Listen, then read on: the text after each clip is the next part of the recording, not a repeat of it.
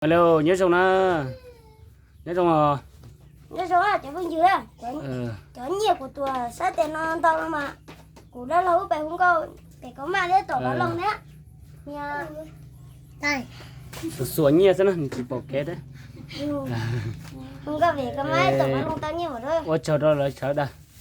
Nó sẽ được chờ lúc này ba sơn cài của đấy lòng ư thêm nha. Để trong xe. Nhà tôi nhớ tôi sẽ lo nè. Cụ giờ tôi cho nữa nè, tôi nói tụi tôi không có. Và để chia sẻ thì sẽ lựa xong cụ trình cho một hũ trâu số khó thế.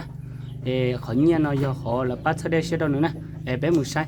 Xong nó thì chỉ cho tông đó giờ lấy trái nó là trái nó chỉ nếu chừng nhà cho nó là bắt sẽ xong nó lâu còn hãy cho rồi là chả lấy gì bắt sẽ là nè. Cụ chơi thế thấy tôi trời nó chứ. Còn nó tới ở to in lam thế.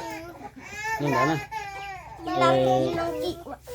Nửa lúc năng là những giật giật nhẹ, của lúc năng là những giật giật nhẹ, nhưng mà chỉ tôi chỉ nên nó, của giờ này đã lâu rồi, của nên nó cho nó mù không cao đâu cho nó sẽ, và để chỉ xe thì nên thấy xong rồi bây giờ xin chỉ đùa, đau lưỡi khó thì này giờ bắt sẽ để xe đau lưỡi nó này, tôi chỉ có một món là lúa cho thế là hai cho này cho không nhiều sợ đâu, thế là hai cho lúa dụ thu lúa dụ thu nào.